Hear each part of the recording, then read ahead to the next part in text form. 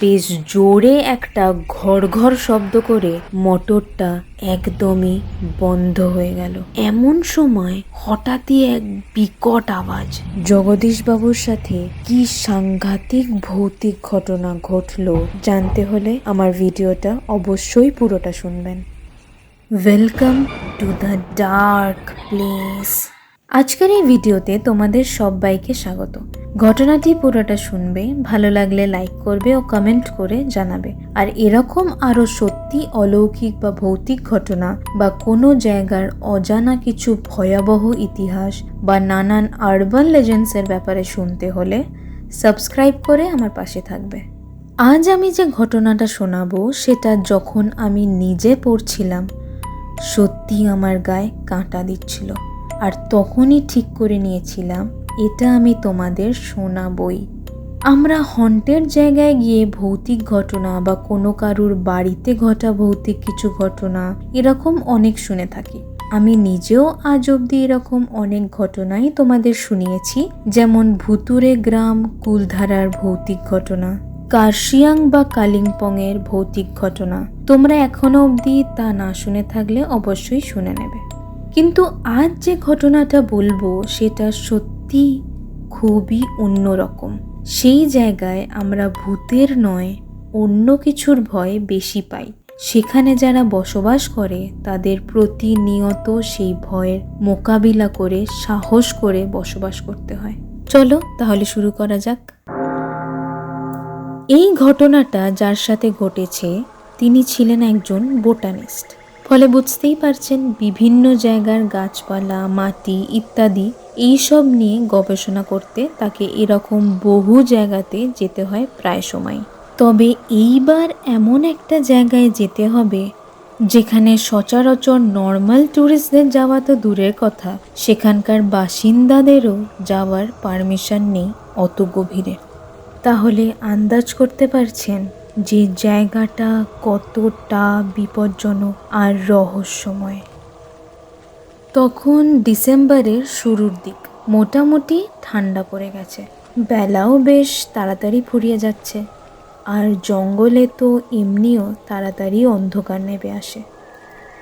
হ্যাঁ, এইবার তাকে যেতে হচ্ছে সুন্দরবনের জঙ্গলে। আসলে যারা সুন্দরবন বেড়াতে যান তারা যেটাকে সুন্দরবন বলে জানেন সেটা আদতে সজনেখালি ঘেঁষা কয়েকটা দ্বীপ মাত্র। প্রকৃত অর্থে সুন্দরবনের জঙ্গল নয়, কিন্তু এনাকে যেখানে যেতে হবে সেটা সুন্দরবনের অনেকটা ভিতরে, যেখানে লোকবসতি শূন্য, সুন্দরী গাছে ঘেরা হেঁতেল বনের জঙ্গল।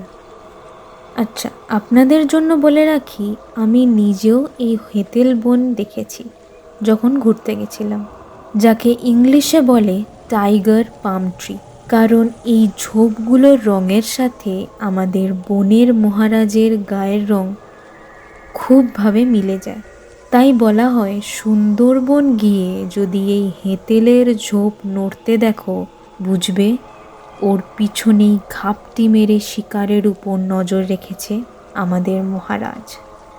যেহেতু রঙের এত মিল আছে তাই তারা আরামসে এই ঝোপের আড়ালে গা ঢাকা দিতে পারে। সেই বোটানিস্ট ভদ্রলোকটি অনেক খাটাখাটনি করে উপর মহলের অনেকের সাথে যোগাযোগ করে অনেক চিঠিপত্র দিয়ে শেষমেশ স্পেশাল পারমিট করাতে পেরেছিল সেই জায়গায় যাওয়ার জন্য। তবে এই পারমিশন একটা সত্ত্বেই দেওয়া হয়েছিল যে সে যেন বিকেল হওয়ার আগেই ফিরে ফরেস্ট অফিসে এসে রিপোর্ট করে, এবং এই পুরো জার্নিতে তার সাথে একটা গার্ড থাকবে বন্দুক সহ। ফলে বুঝতে পারছেন যে বিপদ আপদের আশঙ্কা কতটা। যাত্রার দিন ভোর ভোর সে ফরেস্ট অফিসে পৌঁছালো। সেখানে রেঞ্জার সব রকম কাগজপত্র চেক করে সব সই করালো। তারপর কথা মতো একটা গার্ডও দিল যার পিঠে মস্ত এক বন্দুক বাঁধা। এই পুরো জার্নিটাই তারা করবে এক মোটরযুক্ত নৌকাতে। হ্যাঁ, সেই গহন অরণ্য, দুধারে শুধুই সবুজ আর সবুজ, এবং মাঝখান দিয়ে তেড়ে বেঁকে বয়ে গেছে নদীর অজস্র ফালি, আর সেইখান দিয়ে যাবে তাদের নৌকো। তারা যখন জেটি ঘাটে এসে পৌঁছালো, তখন সেখানে আগে থাকতেই একটা নৌকা রেডি করা ছিল এবং দুজন অল্প বয়সী ছেলে অপেক্ষা করছিল তাদের জন্য। সেই বোটানিস্ট লোকটি খুব সন্দেহের গলাতেই জিজ্ঞেস করলো, আচ্ছা ভাই, নৌকাটা শক্তপোক্ত তো? আবার মাঝ রাস্তায় কোনো... পুরোটা শেষ করার আগেই সেই অল্প বয়সী ছেলেগুলোর মধ্যে একজন উত্তর দিল, আরে বাবু, কি যে বলেন, এটা দিয়েই তো আমরা রোজ কত সাওয়ারি করি, আজ অবধি তো কিছু হয়নি বাবু, আজও হবে না। তারপর বোটানিস্ট সেই নৌকাতে উঠে বসলো এবং তার পিছনেই উঠল সূর্য, মানে সেই গার্ডটি। ভদ্রলোকটি ওই ছেলেগুলোর নাম জিজ্ঞেস করলো। একজনের নাম রঘু আর একজন দিনু। তারপর দুগ্গা দুগ্গা বলে শুরু হলো তাদের যাত্রা। তারপরই মোটর আওয়াজ করে শুরু হলো এবং নৌকা এগোতে লাগলো নদী ধরে। মানে আপনি এত জায়গা ছেড়ে এই গভীর জঙ্গলে কেন আসলেন বাবু, যেখানে আমরা এখানকার লোকেরাই যাওয়ার কথা কোনো দিনও স্বপ্নেও ভাবি না? প্রশ্ন করল রঘু। খানিক হেসেই ভদ্রলোক বললেন, যদি সেরকম কিছু নাই হতো তাহলে কি আর এরকম আসতাম রে পাগল? আমারও তো পরিবার আছে, এই সব জায়গায় আসছি শুনে ওরা তো প্রায় অজ্ঞান হওয়ার জোগাড় হয়েছিল রে। সে অনেক কাঠখড় পুড়িয়ে তাদের বুঝিয়ে সুঝিয়ে আসতে পেরেছি, বুঝলি? তা তোরা তো আছিস, তোদের উপর আমার পুরো ভরসা আছে। কিছুক্ষণ থেমে আবার বললেন, আসলে কি জানিস তো, আমি পড়াশোনাও করেছি এই নিয়ে। ছোট থেকেই আমার গাছপালা নিয়ে ভারী আকর্ষণ। সারাদিন গাছ মাটি এইসব নিয়েই পড়ে থাকতাম। আর মা খানিক মজা করে বলতো, নাম দিয়েছি জগদীশ আর তুই সেটার সম্মান রাখছিস। তখন বুঝতাম না, যদিও পরে বুঝেছিলাম আমাদের জগদীশচন্দ্র বোস যে আবিষ্কার করেন গাছেরও প্রাণ আছে, তাই জন্যেই মা আমাকে ওরম বলতো। তাই এই যে জায়গায় যেতে বলছি, সেখানকার মাটি, সেখানকার ঘাস পাতা নিয়ে খুব একটা বেশি আমি পড়িনি কোথাও। তাই অনেক বই পড়ে, অনেক কিছু ঘেঁটে এই জায়গার কথা যে একবার মাথায় চেপে গেছে, আর বেরোচ্ছেই না। যতক্ষণ না আমি এইগুলো নিয়ে নিজে হাতে ঘেঁটে দেখছি ততক্ষণ। আর এই যে ক্যামেরা দেখছিস, এটা আমার শখ মাত্র। এই গাছপালা, নদী, এত রকমের পাখি, এইসবই তো প্রকৃতির প্রধান অংশ, তাই না? সেইগুলো একটু ক্যামেরাবন্দি করব বলে নিয়ে এসেছি, যাতে পরে অবসর সময় বসে এইগুলো চোখ বোলালেই মনে হবে আমি ঠিক ওই জায়গাতেই আছি। আমরা তো আর তোদের মতো সৌভাগ্য করিনি যে সারা দিন এই সবুজের মধ্যে থাকতে পারবো। ওরা এতক্ষণ জগদীশবাবুর কথা চুপচাপ শুনছিল। এবার দিনু বলল, আমরা মুখ্য সূক্ষ্ম মানুষ, অত বুঝি না, কিন্তু আমাদের সৌভাগ্য কি না তা বলতে পারবো না বাবু। দিনরাত এই নৌকা করে নদীর বুকেই সময় কাটে, যখন তখন জমে মানুষে টানাটানি পড়ে। সে আর কি বলবো বলুন, একদিনের জন্য আসলে বোঝা যাবে না। যারা প্রতিনিয়ত এইখানে থাকছে তারা বোঝে জলে কুমির ডাঙায় বাঘ এই কথাটির প্রকৃত অর্থ। আবার কখন এই মাত্রা নদী একটু বেশি অশান্ত হয়ে যায়, কখন এই সুন্দর হাওয়া বিশাল ঝড়ে পরিণত হয়ে যায়, আবার কখন ঝিরিঝিরি বৃষ্টি থেকে বন্যা হয়ে যায়, সবই তো তেনার হাতে। এইসব শুনে জগদীশের একটু খারাপই লাগলো। সত্যি তো, তারা প্রতিনিয়ত লড়াই করে বাঁচছে, দিনে দুপুরে রাতে। তারপর রঘু প্রশ্ন করলো, বাবু বলছিলাম যে চামটা যাওয়াটা কি খুব জরুরি? মানে আশেপাশে এই মাটি বা ঘাস পাতা দিয়ে আপনার কাজ কি একদমই হবে না নাকি বাবু? তার গলাতে ভয় ও সংকোচ দুটোই খুব পরিষ্কার, কারণ চামটা সুন্দরবনের একদম কোর এরিয়ার দ্বীপ এবং বাদাবনের বেশিরভাগ রয়্যাল বেঙ্গলের আড্ডা সেইখানেই। মোবাইলে তখন ভদ্রলোক সময় দেখল, ওই 11:35 বাজছে। ঘড়ি তো বলছে বেশ বেলাই হয়েছে বুঝলে। আর কতক্ষণ লাগবে আমাদের সেই জায়গায় যেতে?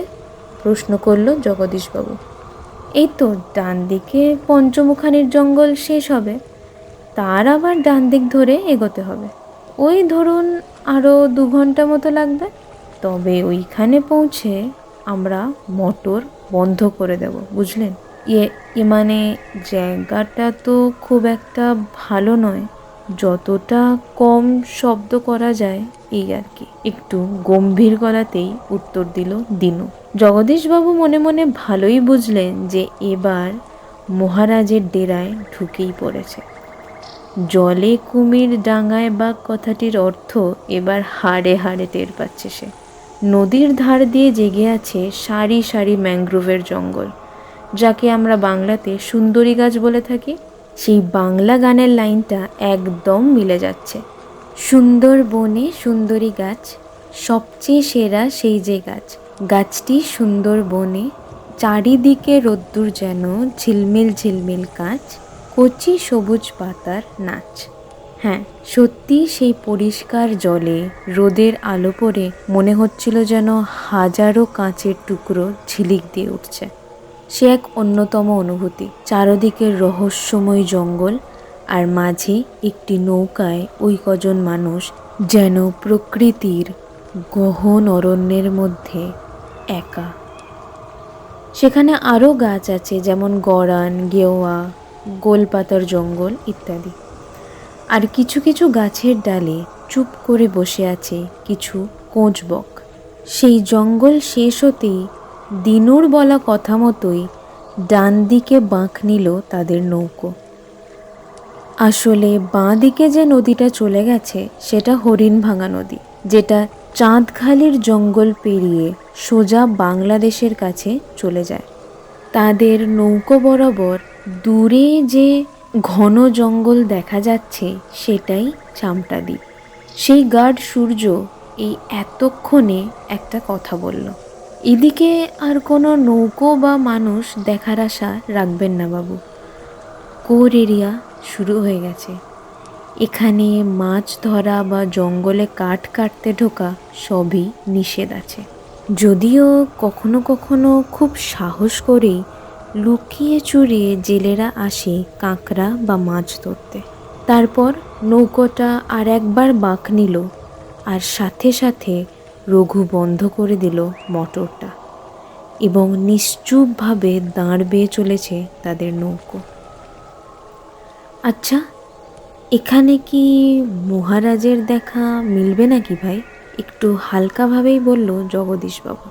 কিন্তু রঘু মজা তো দূর, খুব আতঙ্কিত গলায় বলল, এ কি বলছেন বাবু? চুপ করুন, চুপ করুন। এ নাম নেবেন না এখানে, এ নাম নেওয়া বারণ তো। আমরা এখানে কেউই তেনাকে দেখতে চাই না। আপনাদের কাছে সেটা একটা প্রাপ্তি, আর আমাদের সেটা মৃত্যুর কারণ। এখানে প্রবাদটা শোনেননি? এখানে বড়বাবুর সাথে চোখাচোখি হলে সে যে আর বাঁচে না। জগদীশবাবুর মজা কর্পূরের মতো উবে গেল। এবার তার যেন একটু গাটা শিরশির করছে। এতদিন এত জঙ্গল, এত জায়গায় গেছে, কিন্তু এই প্রথম তার যেন একটু গা ছমছমে লাগছে। নৌকোটা এবার একটা সরু খাঁড়ির ভিতর ঢুকলো। দুদিকের জঙ্গল যেন আরও কাছে চলে এসেছে। ওই হেঁতেল বনের ভিতর যদি ঘাপটি মেরে সে বসে আমাদের উপর নজর রাখে, আমরা কিন্তু টেরও পাবো না। আর তার কাছে এইটুকু জায়গায় ঝাঁপ মেরে লাফিয়ে আসাটা তো কোনো ব্যাপারই না, মনে মনে ভাবছেন জগদীশবাবু, আর তার গলা শুকিয়ে আসছে। সে লক্ষ্য করল চামটার জঙ্গল এবার একদম কাছে চলে এসেছে। আরও খানিকটা গিয়েই নগর করবে নৌকাটা। রঘু আর দিনু খুব সতর্ক চোখে চারদিকটা নজর রাখছে। কোনো বিপদের আশঙ্কা করলেই মোটর চালিয়ে দেবে। তারপর আরও আধ ঘন্টা মতো নৌকা এগিয়ে সেই চামটা দ্বীপের কাছে নোঙ্গর করলো নৌকা। রঘু নৌকার সামনের দিকে বসলো এবং দিনু পিছন দিকে ঘুরে নৌকার পিছনে গিয়ে বসল, যাতে কোনো বিপদ আসলে টের পায়।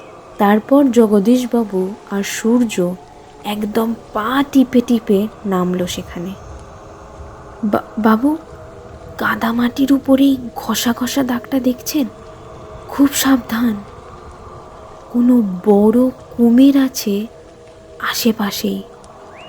খুব সাবধানে জগদীশবাবু তার সেই মাটির কিছু অংশ তুলে নিল এবং একটা প্লাস্টিকের মধ্যে ঢুকিয়ে নিল। তারপর আশেপাশের ঘাসের কিছু অংশ প্লাস্টিক বন্দি করল। আর সূর্য তার পিছনে বন্দুক হাঁকিয়ে সতর্ক চোখে পাহারা দিচ্ছিল। তারপরই তার ক্যামেরা বার করে সেই সব গাছের মাটির ছবি তুলতে লাগলো এবং সব কিছুর একটু করে স্যাম্পেল নিচ্ছিল সে। এরকমই খুব মন দিয়ে কিছুর একটা ছবি তুলছে, এমন সময় হঠাৎই এক বিকট আওয়াজ। সেই আওয়াজে তার হাত কেঁপে উঠল এবং সাথে সাথে চুপ করে দাঁড়িয়ে পড়ল সে। এক তীক্ষ্ণ চেরা গলার আওয়াজ। সেই আওয়াজ যেন নিশ্চুপ জঙ্গলের নিস্তব্ধতা খান খান করে দিচ্ছে। সূর্য ফিসফিস করে বলল, ভয় পাবেন না বাবু, এটা প্যাঁচার ডাক।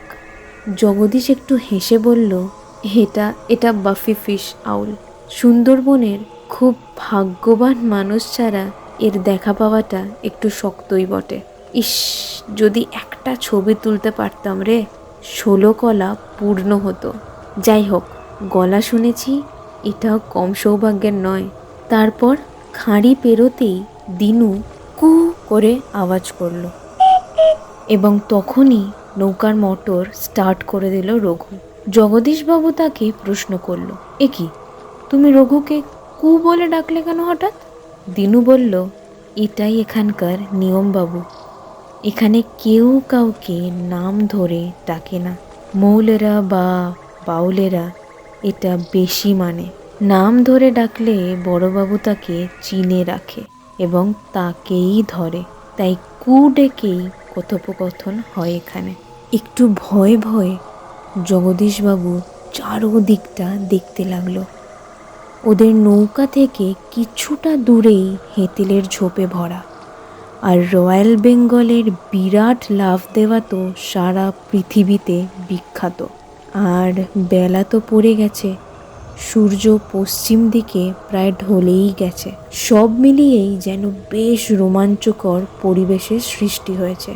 তখন তার মনে একটাই কথা ভাসছে, যত তাড়াতাড়ি সম্ভব নেতা ধোপানিতে পৌঁছতে পারলে হয়। কিন্তু হঠাৎই একটা কেমন ঘর ঘর আওয়াজ করতে লাগলো মোটরটা। মনে হচ্ছে যেন এবার থামবে থামবে করছে মোটরটা। রঘু তাড়াতাড়ি করে আবার বন্ধ করে 2 মিনিট দাঁড়িয়ে চালু করলো মোটরটা। কিন্তু কিছুক্ষণ যেতেই আবার সেই আওয়াজ। আস্তে আস্তে যেন বেশি হচ্ছে আওয়াজটা। মোটরটা মনে হয় বসে যাচ্ছে। কিছুক্ষণ থামিয়ে রেখে তারপর শুরু করব আবার।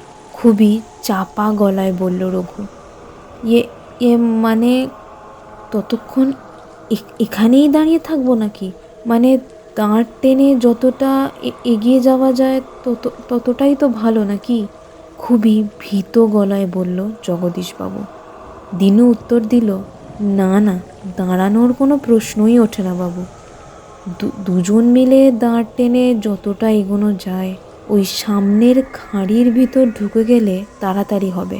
আসলে বড় নদীর উপর সূর্য ডোবার পর গেলে অন্য কিছুর ভয়ও প্রবল। এখানে জলদস্যুর হানা কিন্তু এখনো হয়। আপনার কাছে ক্যামেরা, টাকা পয়সা সব আছে, রিস্ক নেওয়াই যাবে না। মহারাজ বা কুমির ছাড়া এখানে জলদস্যুর ভয়ও কিন্তু কম নয় বাবু। দিনুর কথা শেষ হতে না হতেই বেশ জোরে একটা ঘর ঘর শব্দ করে মোটরটা একদমই বন্ধ হয়ে গেল।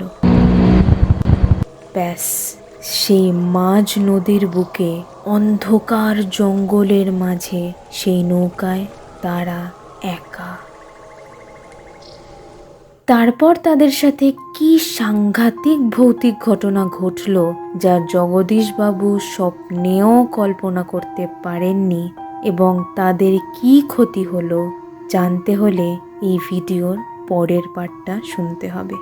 আজ এই অবধি, আবার দেখা হবে পরের ভিডিওতে দ্য ডার্ক প্লেসে।